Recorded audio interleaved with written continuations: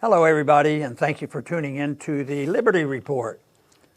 With me today is Daniel McAdams, our co-host. And Daniel, good to see you.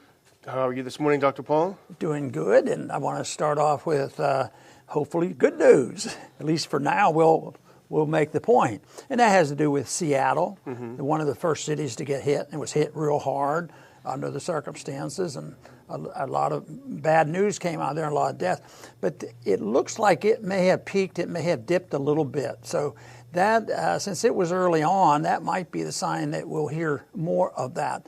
Anyway, that's the way flu viruses work. They come and go. That's why we talk about a flu season, and people get over it. And we're just hoping that that's going to happen. There's a warm spell coming, and that's also going to happen.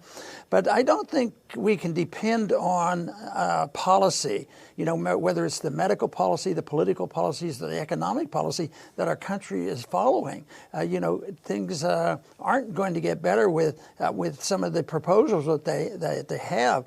For instance, there's real good evidence now that if you want to find a place where there's more spread of the virus, it's indoors. Yeah. So they're locking you up. They say don't leave the house, and some cities want to have you carry your papers no matter where you go. And if you're outdoors, it's okay.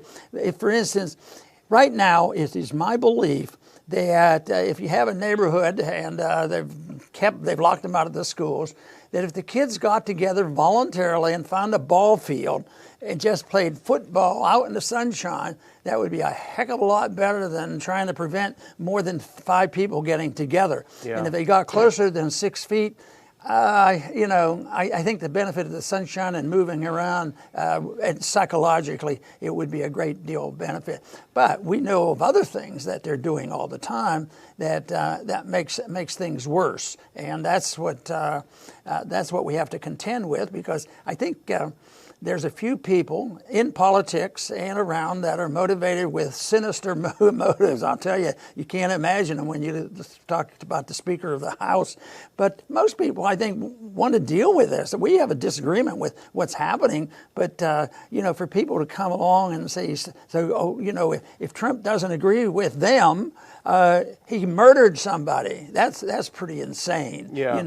That means that the few people who exist like that, and there's always going to be people like that, but it's a shame that dirty politics overrules anything which is common sense. I think so much of this stuff, even in medicine, common sense is pretty good. I remember one professor when I was starting out in medical school, he says, just remember, common things are common. Instead of looking for the esoteric and all kinds of fancy diagnoses, things are common, and start with that, and you'll find some answers. And I think we need a little bit of that advice here. Look for the common sense, and I've talked a lot about nutrition, and, the activities that we do are very important.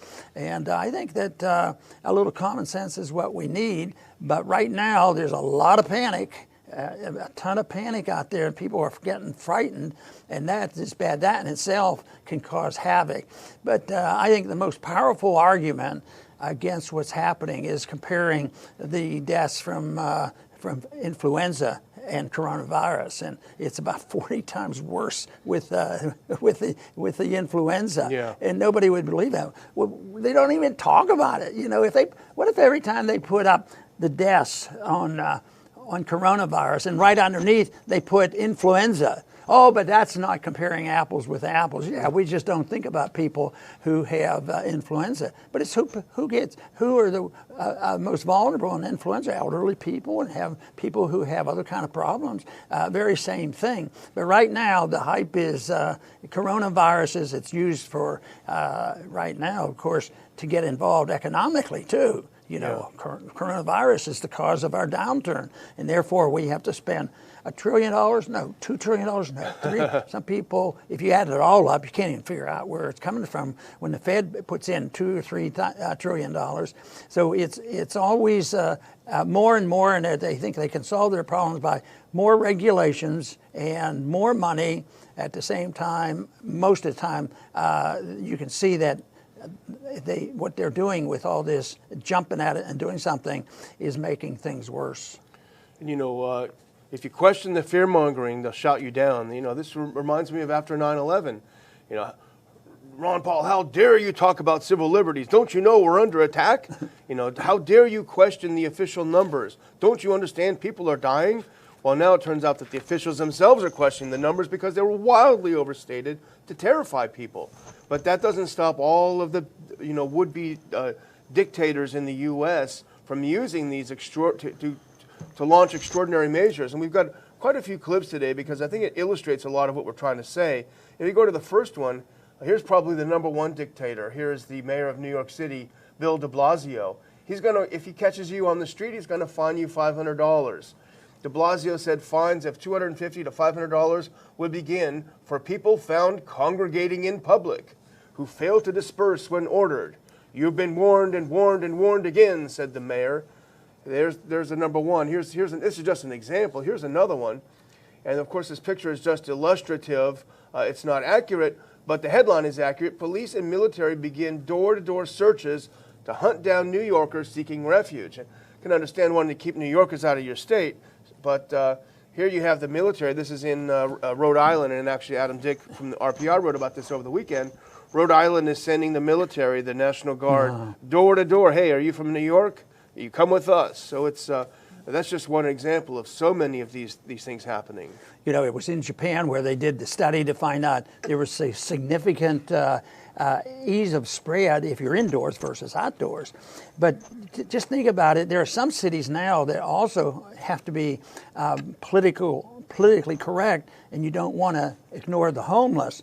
So they're rounding up the homeless, putting them in institutions and giving them shelter. You know, that's always a problem. Yeah. How do you give them shelter? But to do this right now, they're just literally, you know, causing more trouble. The only time I think, well, maybe some good will come from it is when they start talking about moving troops around. And they might say, hey, you know, this might spread the disease. Maybe it will. Yeah. Why do they not apply the rules to the military? I think it's starting to be that way because I think there is a threat because of the cost and there is a danger. But maybe people will become less enthused about fighting foreign wars and come back here and maybe go to work is what I'd like to see. Yeah, in fact, I saw an interesting statistic today that the military that have been infected have a very, very high recovery rate. And you wonder, but that's because, generally speaking, they're young, they're in fairly good shape, they should be, and they tend to get over it. But, you know, you point out they're shutting down parks, hiking trails, biking trails. You know, it reminds me of the first thing they do when the government has a shutdown. They shut down all the things that we enjoy, but they never shut down the things that we don't like the IRS. But there's a lot of propaganda, Dr. Paul, and it's all about keeping people in fear. And here's a couple of other clips that show the intent is to keep us in fear. If we have that next one, here's the Gateway Pundit gets credit for this. CBS News is running a story about how the New York hospitals are overwhelmed. People are in a panic. Look at what's happening. It turns out they lied. They used footage from an hospital in Italy, and they pretended it was New York just to illustrate their propaganda. And there's another one I think we have under the propaganda. Here's Chuck Todd asking the president asking Joe Biden yesterday about Trump's response. Do you think there is blood on the president's hands? I mean, that is so absurd. That goes to what you were saying earlier, you know. And even Joe Biden couldn't swallow that. I think that's a little too harsh, he said. But that's the media for you. Well, you know, if somebody were to ask me, what is the most important reason why we're having this major crisis? And most people, I think right now would say, well, it's the virus, the spreading virus. Everybody's terrified about this. And of course, I would say it was economic. And the overreaction with the virus is doing that.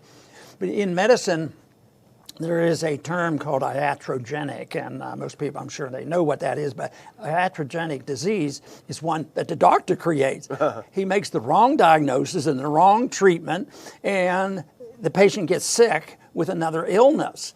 And that can happen. That was certainly the example that I ran into my first week in Congress, is because there was a flu epidemic that didn't exist, and they produced a vaccine quickly, and it was the wrong one and made people sick, and nobody died from it. So that's iatrogenic. So in a way, this principle of iatrogenic diseases is a mixture. It's originally, and most people think of it as a medical term, but here we are, government's involved in medicine. Yeah. They're the ones who are going to solve this whole problem, and therefore what government does politically and what the doctors advise, because the doctors, instead of being independent medical people, they become, politicized, and the politicians use the doctors, to make their point.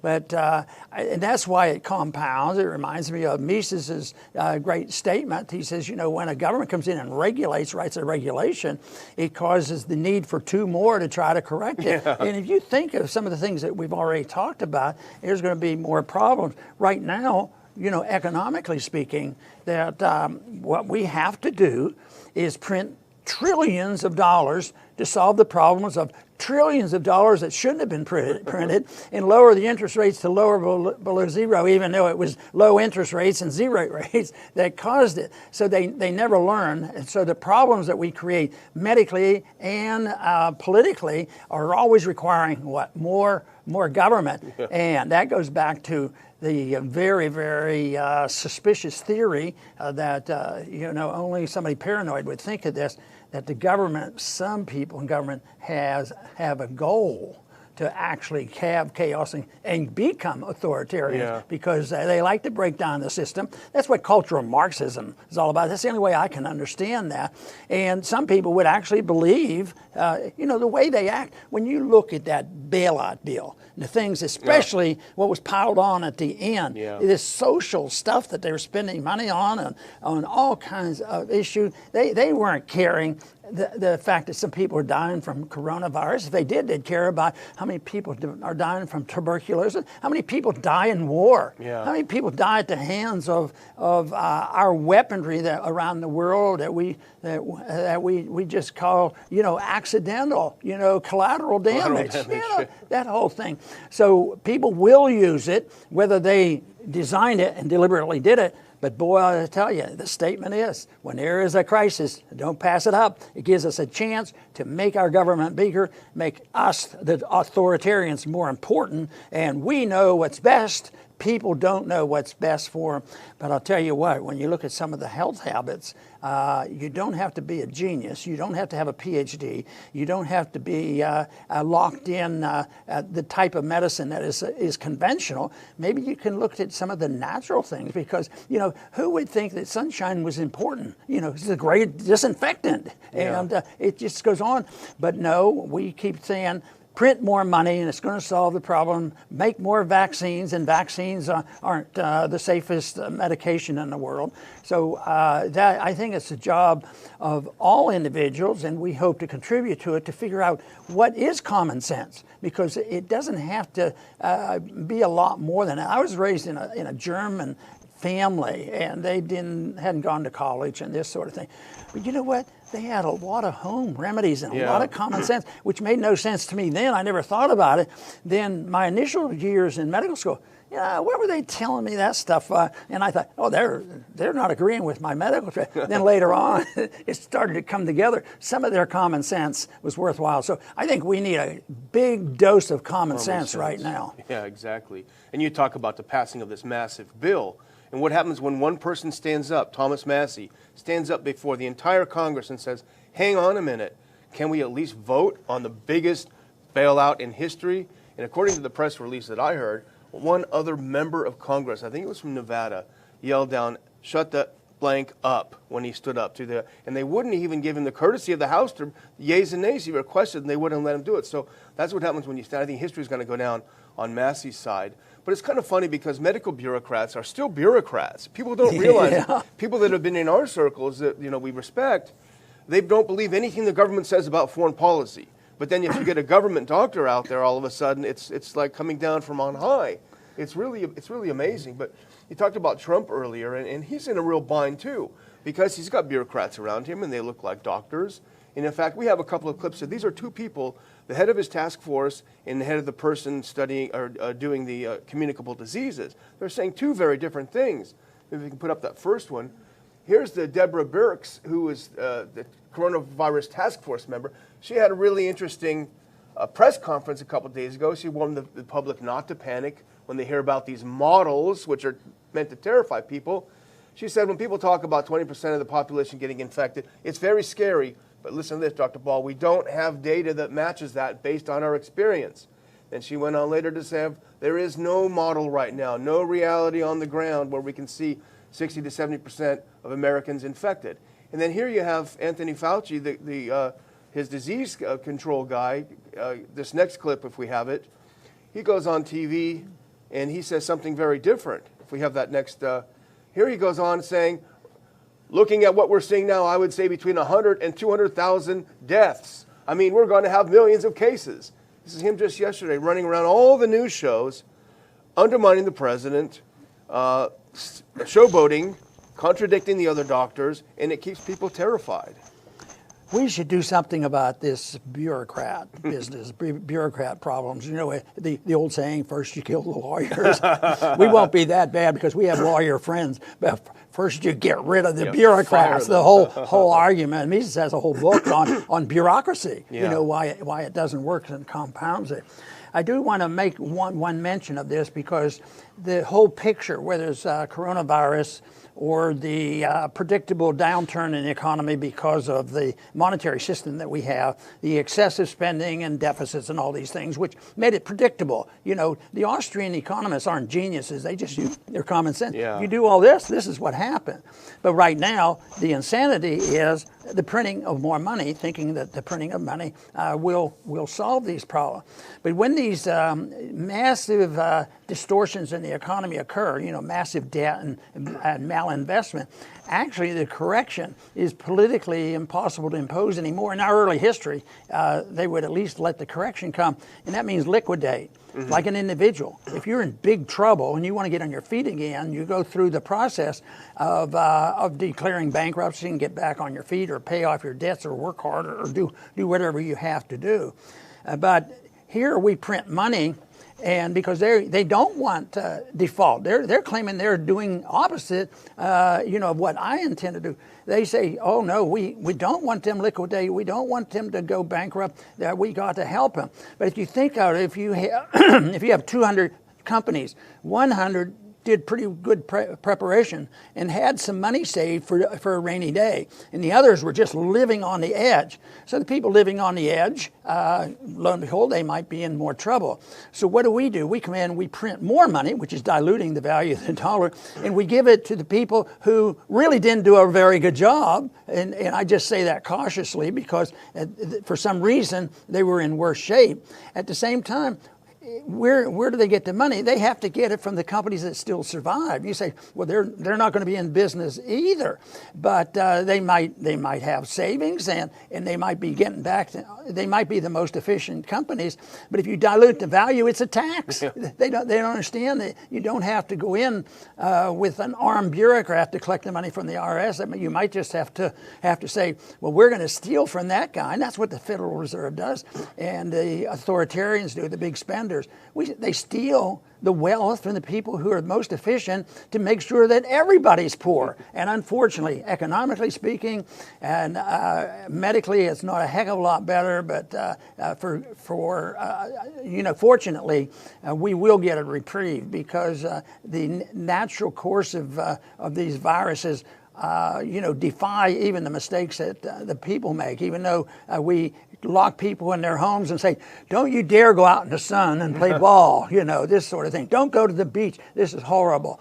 So the system will defy it. The people are going to get better, but we have to have a different idea about economics. We have to have a different approach on the relationship of medicine and doctors, medicine and the people, because it was never meant to be that it would be controlled by bureaucrats and dictators. And people did sort of wake up when they said one-payer system, we're having Obamacare. Well, that didn't work well. So we still are locked in to the notion that people in Washington know what's best. They're the authoritarians, and they're taking advantage of this because they really don't believe in freedom and they don't trust the people to make their own decisions. And some believe that freedom doesn't work. Others don't want it to work. So that's why we have a job to do.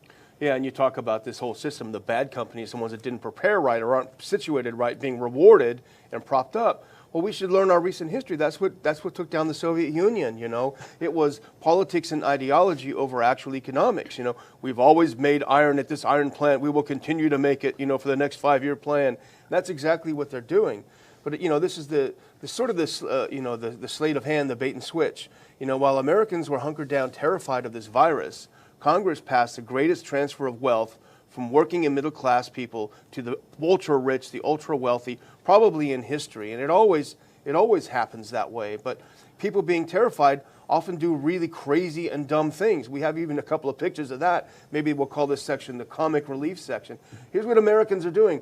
These people are using sanitary napkins on their face to protect against coronavirus. These are real things. This guy's got a snorkel on his head. The other woman looks like she's got one of those things they put on your dog when he goes to the vet, and she has her cart draped in a sheet. This is what happens when people go mad.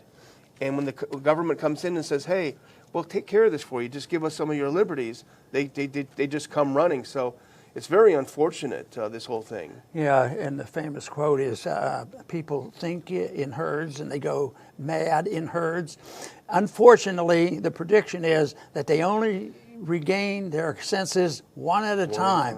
So out there today, we want to talk to those individuals one at a time. If we can reach people one at a time, or however, how all of us have to do it to bring common sense back and get people to have some confidence that freedom can work. The other part doesn't work. If you had a perfectly rich authoritarian society, you know, I still don't even want it. But we don't even have to argue that. You know, we would be better off, economically having our freedom. But if we had our freedoms, and even if it was slightly in agreement with what the liberals say, oh, then you'll be poor. If I would be poorer, but I had my liberty, tell you what, I'd still be a happier person. But we don't even have to question that, because every bit of history shows that the freer a society, the more wealth in a society, the larger the middle class. And creating and overcoming and solving problems like we're facing today can be done much better with individuals who care about their fellow man and can use a little bit of common sense in what free markets are all about. So we want to continue this program. I want to thank you all for tuning in today, and let's stay in touch and return to the Liberty Report soon.